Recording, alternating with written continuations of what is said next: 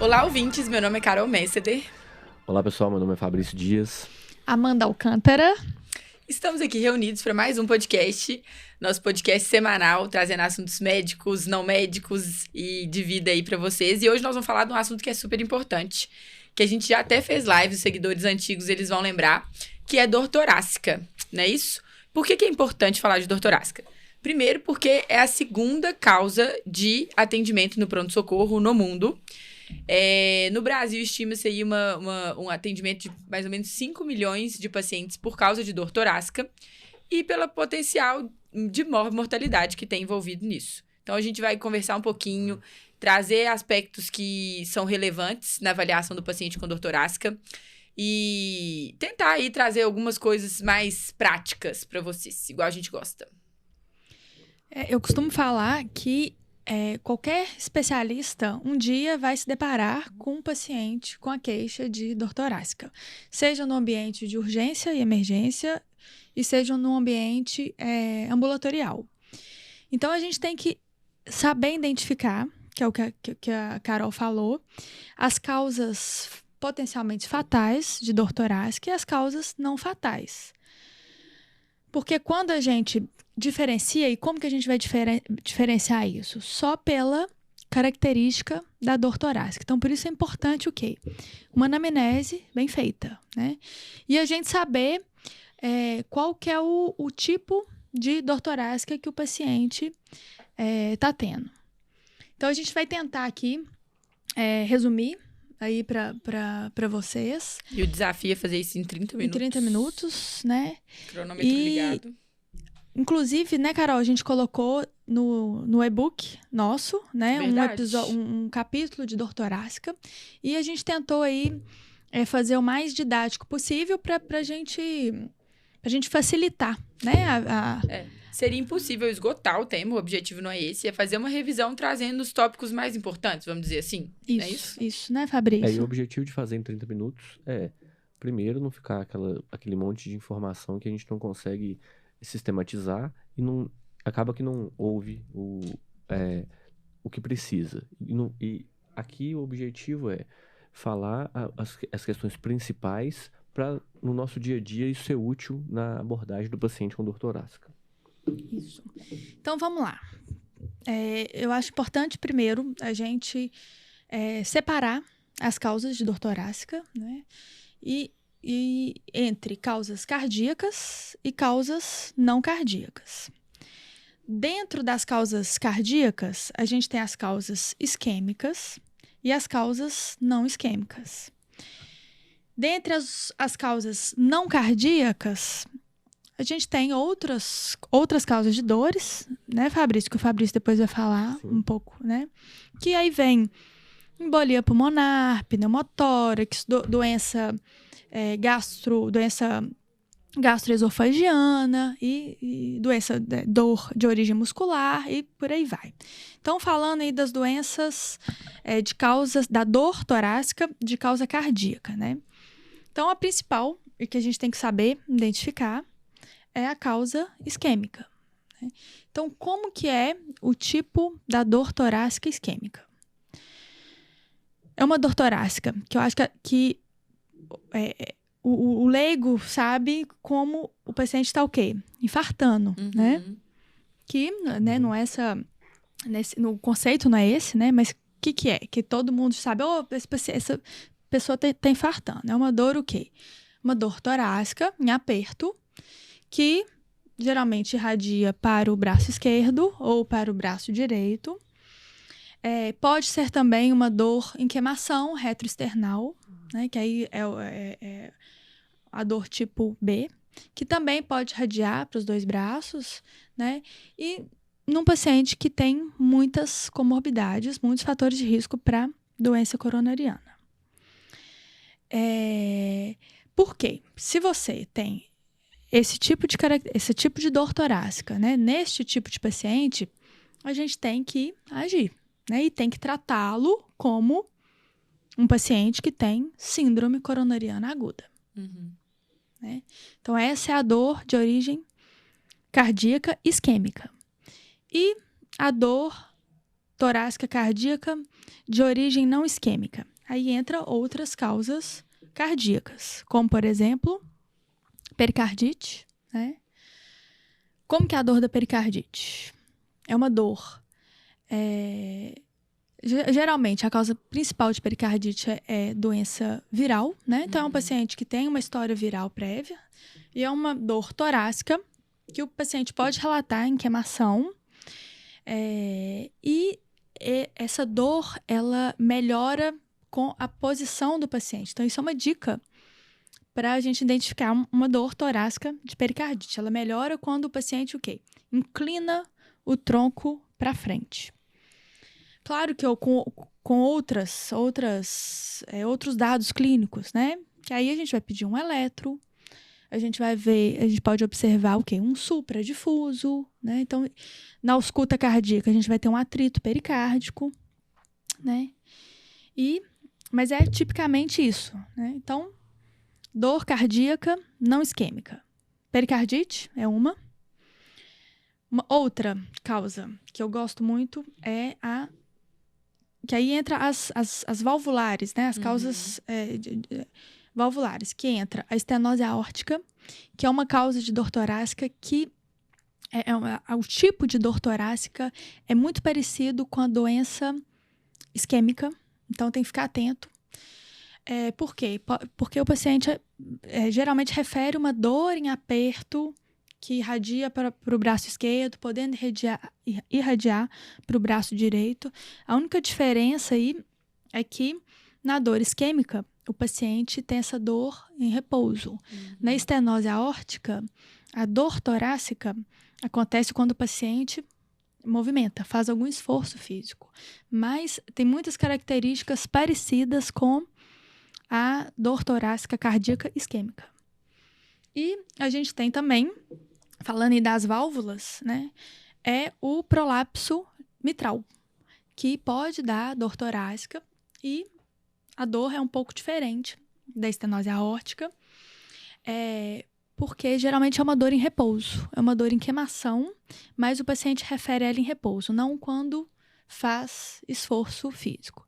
E aí, gente, vem a anamnese completa, né? Que aí você vai auscultar, vai ter um sopro, enfoque mitral, né? Se tiver uma regurgitação associada e por aí vai. Então, falamos aí, dor torácica, da cardíaca não isquêmica, pericardite, de origem valvular, né? Que a gente fala. Prolapso da válvula mitral, estenose aórtica. E vem uma outra que todo mundo esquece, que é a cardiomiopatia hipertrófica, né? Que é uma doença genética, né? Autossômica, dominante, e que o paciente tem uma dor torácica parecida também com a dor isquêmica. Então, não é incomum a gente ver um paciente, eu já peguei várias vezes, com uma dor típica, foi para o pronto-socorro, uma dor típica parecida com a isquêmica, que é aquela em aperto que vai para o braço, foi para o cateterismo não tinha doença coronariana isquêmica. Quando a gente foi ver, é um paciente que tinha cardiomiopatia hipertrófica obstrutiva. Então, lembrar dessas causas aí não cardíacas. Cardíacas não isquêmicas, né? Eu acho que é isso, assim. E aí vem as causas de dor torácica não cardíacas, né?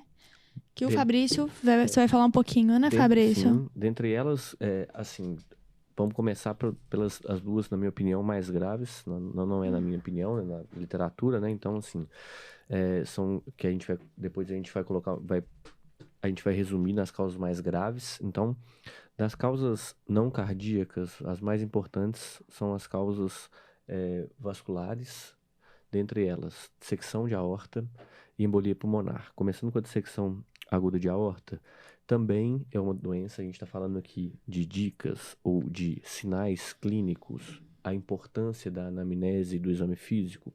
Então, na dissecção de aorta, a gente vai ter a característica da dor, habitualmente uma dor de forte intensidade, muitas vezes retroesternal, que irradia para dorso, e o paciente refere essa dor como uma dor lancinante, que é uma dor muito forte, é uma dor que, e habitualmente ela não tem relação com exercício, com esforço, então é uma dor que tem que nos fazer pensar numa doença que é potencialmente fatal, que é a dissecção de aorta.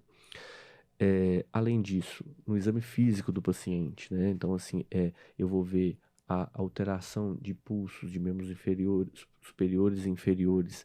Então, é importante a gente palpar os pulsos do paciente diante de uma história clínica compatível, de um sintoma clínico compatível, a gente palpar os pulsos desse paciente, fazer um exame de físico mais minucioso, aferir a pressão arterial nos dois membros, membro superior direito e membro superior esquerdo, que são informações importantes que vão nos direcionar mesmo nos exames solicitados. Então, assim, quando eu penso em dissecção de aorta, eu posso ter desde uma alteração no raio-x de tórax, como alargamento do mediastino, por exemplo, até uma alteração vista no ecocardiograma, que aí depende muito do examinador, mas é algo que pode ser sim diagnosticado no ecocardiograma à beira-leito. E até, né, no exame talvez mais importante, que é a angiotomografia de tórax. Então, muito importante a gente fazer uma anamnese bem feita, um exame físico bem feito, porque isso vai nos direcionar até para a propedêutica que a gente vai pedir. Lembrando que a dissecção de aorta, a depender da localização, ela pode dar até alteração eletrocardiográfica que simula uma síndrome coronariana, por exemplo. Então, é importante a gente caracterizar bem a dor, fazer um exame físico bem feito, porque senão a gente pode, para um paciente que está dissecando, por exemplo, começar um protocolo de síndrome coronariana aguda. E isso é catastrófico. Uma catástrofe, né? Então, assim, eu posso, uma doença que tem a mortalidade muito alta, aumentar ainda mais essa mortalidade. Outra doença que a gente vai tá falando aqui das mais importantes, eu citei a de origem vascular, a embolia pulmonar. TEP, tromboembolismo pulmonar, é uma causa frequente de dor torácica, é uma síndrome torácica, né, uma síndrome álgica torácica que é importante na nossa prática clínica e que tem que ser diagnosticada no pronto-socorro, porque ela tem que ser abordada rapidamente. E, falando de novo de sinais clínicos, tanto de sinais quanto de sintomas, a gente vai ver na embolia pulmonar, primeiro, a característica da dor torácica. Quando a dor torácica é ventilatório dependente, que a gente fala, geralmente com regiões de infarto pulmonar, com quadros inflamatórios na pleura, e o infarto pulmonar ele pode fazer isso, vai dar uma dor que ela piora a inspiração profunda. Então, a dor da embolia pulmonar, a dor torácica é uma dor que se localiza em qualquer região do tórax, na região do dorso, que habitualmente é ventilatório dependente. Ela não vai ser sempre ventilatório dependente, mas uma dor ventilatório dependente tem que me fazer pensar em embolia pulmonar e eu aí pesquisar outras características, outros sintomas. Exemplo, presença ou não de dispneia, de falta de ar, presença ou não de síncope, é importante, causa de síncope, embolia pulmonar. Quadros graves habitualmente podem ocorrer com síncope. Então, paciente que está dispneico, paciente que está com frequência respiratória aumentada, taquipneico, paciente que referiu uma dor ventilatória dependente, esse paciente eu tenho que pensar em embolia pulmonar. Lembrar aí falando de história clínica, serve para qualquer dor torácica, fatores de risco para ter a doença em questão. Então, super importante. Eu estou falando de infarto, quais são os fatores de risco para ter um infarto? Estou falando das causas cardíacas, esse paciente tem fatores de risco? Esse paciente tem fatores de risco para ter embolia pulmonar? Ele fez uma cirurgia recente, ele tem uma história de TVP ou TEP prévias, ele tem uma história oncológica, ele tem uma imobilização, ele tem alguma trombofilia prévia. Então, assim, é importante a gente colher a história bem feita, fazer uma anamnese bem feita, colher uma história prévia adequada, porque isso vai me ajudar na hora de pedir os exames. E lembrando que a gente tem episódios sobre TEP. Exatamente. Então, acho que é o terceiro, se não me engano. Tem lá, podcast TEP em 30 minutos. TEP em 30 minutos também. Então, assim, já falamos de TEP, já então... pega, sai desse aqui e vai pro de TEP. Pra você saber tudo de dor torácica. Exatamente. E dos diagnósticos diferenciais. Em Eu gosto breve. de falar que a gente, quando tá montando um diagnóstico, quando a gente tá fazendo raciocínio clínico, é como se a gente estivesse montando peças de um quebra-cabeça, né? Então, isso vai começar com a história bem coletada. E aí, no exame físico, a gente junta mais algumas pecinhas. Na história, ali no contexto, na história prévia, nos fatores de risco, a gente vai juntando. Quanto mais peças a gente tiver, mais fácil fica de montar. Só que a gente só vai ter as peças se a gente souber o que tá procurando. A gente só cumprimenta quem a gente conhece. Então, não tem jeito. A gente tem que saber. Uma combinação. De Então, tipo da dor, comorbidades, né, história exatamente. prévia. Apresentação clínica, exame físico. Sim. quando a gente monta um algoritmo de avaliação do paciente com dor torácica, então, assim, qualquer algoritmo que a gente montar, e a sistematização ela vai servir para isso, então, assim, eu tenho que... Porque convenhamos que nós estamos falando de paciente que está numa situação de urgência. Sim. A gente está falando de um paciente Tudo bem, eu posso atender no meu consultório um paciente com dor torácica, eu posso. Mas você vai encaminhar ele Mas aí você vai fazer... urgência. você vai fazer Dependendo uma do coisa. tipo de Dependendo dor, da né? você Que vai aí ser que isso que é mandado pra- importante, né? Por isso que... Então, assim, o que a gente tem que fazer?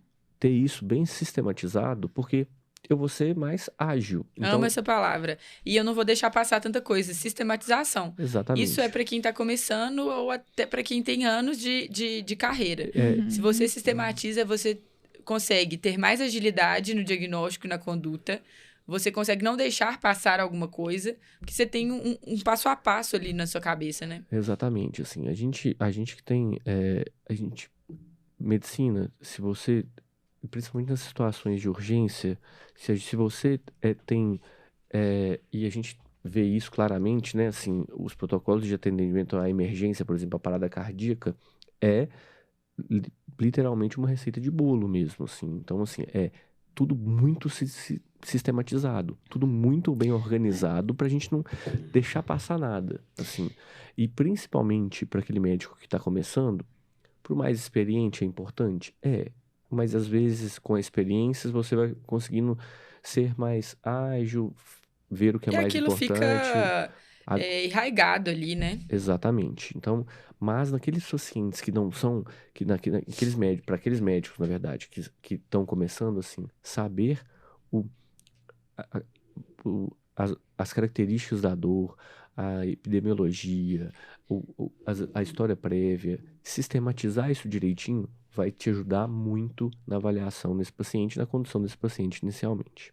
E eu vou só puxar um pouquinho, né, pro lado ali das causas cardíacas, né, de dor torácica, e para o pessoal, né, os alunos, os residentes, porque é muito importante a ausculta cardíaca, né?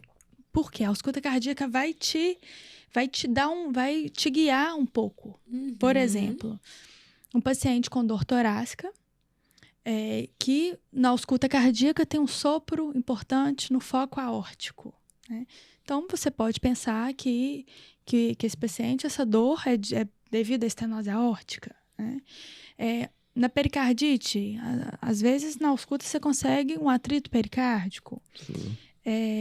Na dissecção de aorta, às vezes você tem o quê? Um sopro de insuficiência aórtica. Então, a ausculta cardíaca, Sim. numa avaliação de dor torácica, é muito importante. E às vezes a gente esquece disso, assim, né? E aí a importância, assim, é frisar, de novo, a gente já falou isso várias vezes aqui em outros episódios, a gente falou isso no nosso episódio que a gente fala das habilidades médicas e não médicas, mas, de novo, assim, o paciente está falando pra gente na anamnese o diagnóstico. Sim. Muitas vezes ele nos conta o diagnóstico. Então, subestimar isso é dificultar a nossa vida. É empacotar o paciente, todos os pacientes no mesmo pacote, e eu não sei o que eu vou pedir, então eu peço tudo. Então, aí, diante de alterações nos exames laboratoriais, eu vou lá e peço de imagem, exame laboratorial, ou novos exames laboratoriais, aí eu tô interpretando o exame, eu não tô interpretando o quadro clínico do paciente. Eu costumo falar até isso para os pacientes, né, que a gente criou uma cultura de exame a torto e direito, né, assim, a gente faz muitos exames, só a gente faz, alguns de maneira correta, outros de maneira Exagerado, muito né? exagerada. Então, assim, exame de novo, ele não mudou o nome, ele é exame complementar. Então, assim, é um exame complementar. Então, para A gente tem que pensar, né, quando E até pedir porque, às vezes, e o que vai mudar, né, na nossa conduta. Eles podem nos atrapalhar no Frequentemente nosso... isso acontece. Se é Frequentemente uma acontece muito. solicitação mal indicada, né? Depois fica aquele exame ali, e agora? Eu tenho que fazer alguma coisa que é com o esse caso exame. clínico que a gente vai apresentar. Ah, é verdade. Né? A Amanda já tá dando spoiler, doutora Amanda. Que da troponina, né? Isso aí. Né? Tá tendo essa mania de pedir troponina para todo paciente no pronto-socorro. Mas a gente tem, isso aí, se a gente for olhar, tem uma lista gigantesca de exames, a gente vai falar, tá falando eu acho de que a gente já falou doutorado. de dímero na Da TEP. TEP. Então, assim, eu tenho que saber, eu tenho que usar a ferramenta a meu favor. Isso então, é assim, importante. você não usa um martelo para você apertar um parafuso. Entendeu? Então, assim, a ferramenta, ela tem que ser indicada para o que eu tô pensando. Como assim. a Carol fala, a gente não cria provas contra... Isso é verdade. Eu adoro isso. Aí a gente Contra tá nós passando... mesmos. Aí a gente pode expandir a discussão, que aí eu acho que é uma nova discussão, que é... Isso eu aprendi com você, cara. É produzir... que aí é questão, infelizmente, assim, da judicialização mesmo. Não, e outra também, até para ser coerente. Eu falo isso com os meninos. O nosso prontuário, as nossas avaliações, nossos encaminhamentos, nossos relatórios, todos são como se fossem nossos cartões de visita. Então, a medicina, não existe um só caminho para chegar no diagnóstico. Várias vezes existem mais de uma forma ali. Só que você tem que ser coerente. Então, se você vai seguir por um caminho, você tem que trilhar ali todas as opções que vão, no final, chegar no diagnóstico, mas que é coerente. Não dá para sair tirando para tudo quanto é lado que pega mal. E assim, mas... Pega mal e atrapalha o nosso raciocínio, né? Exatamente. Então, primeiro, sistematize, organize o raciocínio. Perfeito. Junte sinais e sintomas, porque senão, assim... senão, às vezes, nem a coerência, ela é conseguida. Assim, a gente nem consegue ser coerente. Porque é tão desorganizado. A pessoa não consegue. Eu acho muito ruim quando a gente não consegue entender a linha de raciocínio. Então, assim, isso é ruim para todo mundo, para a equipe que está acompanhando aquele paciente junto com a gente, ou se você está no PS, esse paciente vai ser internado, para a equipe de internação que vai receber esse paciente. Então, é muito legal quando você consegue ver os exames, ver a evolução, e aquilo tudo junto, você consegue entender exatamente o que o médico pensou, né, assim. E reveja, sempre, reveja. Se você está num caminho e as coisas estão ficando soltas, perdidas, não se encaixam. Volta lá. Reveja o que você está fazendo. Porque, assim, tá passando alguma coisa? Será que tá passando? Será que tá... eu tô indo por um caminho que eu não tô conseguindo tirar daquilo mais hipóteses diagnósticas, eu não tô conseguindo conduzir mais o caso a partir daí, porque isso é muito importante no nosso dia a dia. Então, na avaliação de qualquer paciente, principalmente no paciente no pronto-socorro, eu tenho que ter sempre em mente, pensei que pode ser esse caminho, não, mas esse caminho aqui, eu já tô encontrando incoerências aqui que eu não consigo explicar. Então, será que não é o caminho? E às vezes, gente, a gente tá falando aqui dos quadros mais comuns, mais característicos, mas a gente sabe que na prática, às vezes, as coisas se apresentam muito nebulosas ali no início. Uma apresentação, exato, que se misturam.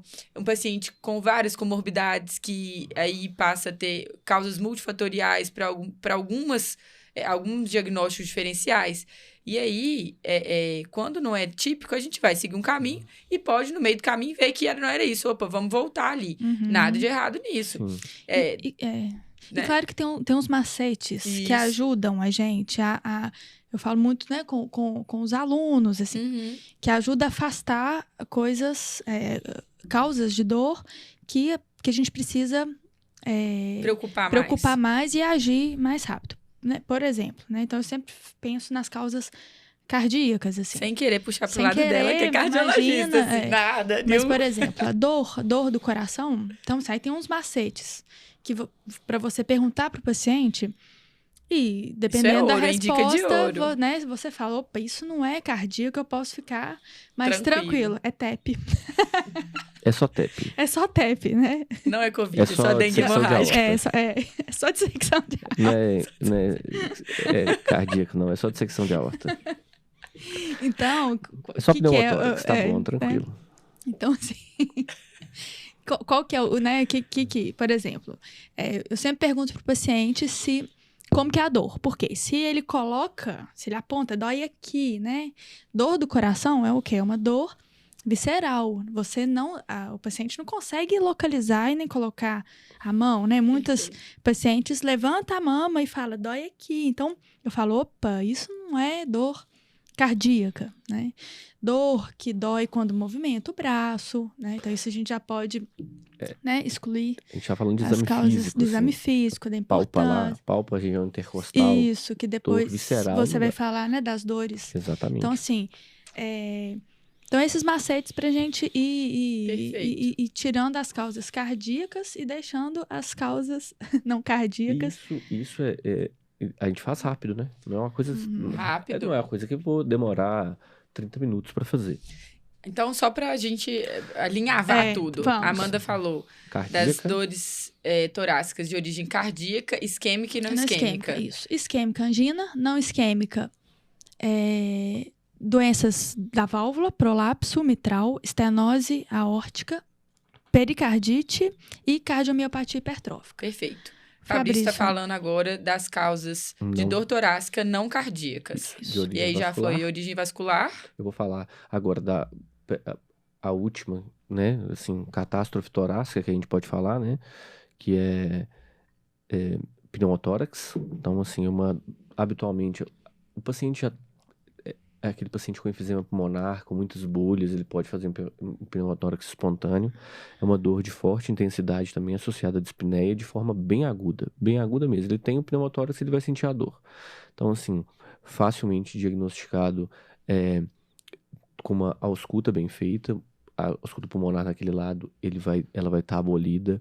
Eu vou ter um hipertimpanismo, né? Eu tenho ar na região pleural, então esse hipertimpanismo também, percutir o tórax, super importante. Então, assim, diante de um paciente com dor torácica, de forte intensidade associada à dispneia, falta de ar. Então, é importante que se examine bem, como a Amanda bem disse, sobre a ausculta cardíaca, a ausculta pulmonar. Estou diante de um paciente com dispneia e a ausculta pulmonar absolutamente normal. Estou diante de uma paciente com dispneia, dor torácica e com a ausculta normal e abolida do outro lado. Opa, isso pode ser um pneumotórax. Então, assim, observar, de novo, história clínica, sinais e sintomas. O paciente já tem história prévia de pneumotórax. Esse paciente teve algum procedimento, que ele foi, por exemplo, um implante de um catéter. Isso a gente vai ver habitualmente na UTI? Sim, mas eu posso ver isso, por exemplo, num paciente que internou para colocar um catéter totalmente implantável para fazer quimioterapia, por exemplo, e fez um pneumotórax, né? Então, assim, e ele pode evoluir não imediatamente com os sinais e sintomas, receber alta probabilidade de internação, por exemplo, ter os sintomas de dor torácica e dispneia no quarto, com baixa de saturação, por exemplo, com hipoxemia. Então, falei de causas vasculares, falei do pneumotórax, agora... Falou da TEP também. Da embolia pulmonar, dissecção de aorta e falei de pneumotórax, as 3, que eu acho que as mais importantes das causas não cardíacas. Das causas não cardíacas, aí a gente vai falar um pouco sobre as gastroesofagianas, que aí eu acho que o sintoma é a dor torácica em queimação, mas que tem sintomas dispépticos. Eu falo de uma síndrome dispéptica associada. Azia, queimação, dor no estômago, que todo mundo fala, saber se tem relação ou não com a alimentação. Tá? E graduar esse sinal, esse sintoma, porque alguns sinais, por exemplo, a rotura de esôfago, que é uma causa grave, né? Também é uma causa de uma catástrofe torácica. Então, assim, ela é uma dor de forte intensidade, muitas vezes associada à febre, a sintomas, sinais inflamatórios mais importantes, porque você tem uma alteração importante no mediastino. Então, ela muitas vezes é precedida também por uma síndrome dispéptica com queimação, pirose. Então, é algo que a gente tem que ficar atento e saber caracterizar bem. E, de novo, na anamnese, eu vou ter dicas importantes para me levar a pensar numa causa gastroesofagina. Acho que a temporalidade para as causas gastroesofagianas é muito importante também, né? Sim. Geralmente, os pacientes, eles já vêm com esses sintomas dispépticos. Talvez eles não te falem isso espontaneamente. Mas quando a gente perguntar mas quando se alimenta e sente que o alimento tá voltando à boca, esses pontos, assim, da anamnese, bem explorados, eles nos dizem muito. Eu acho que a temporalidade também talvez ajude aí nesse diagnóstico diferencial. Muitos alunos me perguntam sobre a dor em queimação. Né? Se a dor em queimação, acho que as pessoas acham que a dor em queimação é uma dor de refluxo. E não, a dor em queimação, ela pode ser de origem isquêmica. Mas é isso que o Fabrício e a Carol falou. Quando do refluxo, né, você tem sintomas pépticos associados, tem a ver com alimentação, né? Então, muitas vezes, por exemplo, ela vai melhorar com a alimentação ou piorar com a alimentação. Vai ser muitas vezes o paciente, às vezes ele tá tão acostumado com aquele sintoma que ele vai sentir aquilo natural, vai achar que aquilo é natural. Então, assim, a não ser que a gente comece a direcionar, olha, isso, ele vai falar, opa, tenho, é o que você acabou de falar, Carol. Então, assim, não, isso eu tenho. Eu nem lembro, né? Não tá associando com aquilo. Isso. Então, tá achando que tá infartando, ele tá nem lembrando do estômago. Então, assim, lembrar do espasmo esofagiano também, que aí, assim, aí é o diagnóstico diferencial com dor torácica cardíaca, isquêmica, é bem mais difícil, assim. Então, tem que caracterizar bem, tá? Então, falamos de dores não cardíacas das vasculares, com TEP e dissecção de aorta. Falamos de pneumotórax, falamos das causas gastroesofágicas, principalmente ruptura de esôfago, que é a mais grave, e as síndromes dispépticas, outras, né? Úlcera, esofagite, que também vão dar dor torácica, mas essas causas menos graves e não sejam importantes, mas menos graves, que a gente pode abordá-las com mais tranquilidade. E aí tem nessa era, né, gente, nessa fase que a gente está com tantas jovens com transtorno de ansiedade, vem uma causa de dor torácica, que é o quê? Psicoemocional. Né, psicogênica. Né? Que é um diagnóstico diferencial, que também é importante a gente falar. Porque tem muitas... A gente vê isso, às vezes rotular, isso aí é psicogênico. E algumas vezes não é, né? Então, a gente tem que descartar o que é grave, buscar na história, mas é importante entrar como diagnóstico diferencial. E as musculoesqueléticas, né? Então, assim, que aí posso caracterizar a dor torácica, muitas vezes ela tem relação com a respiração, mas ela tem muita relação com a movimentação do tórax, na palpação das regiões costocondrais, nas regiões intercostais.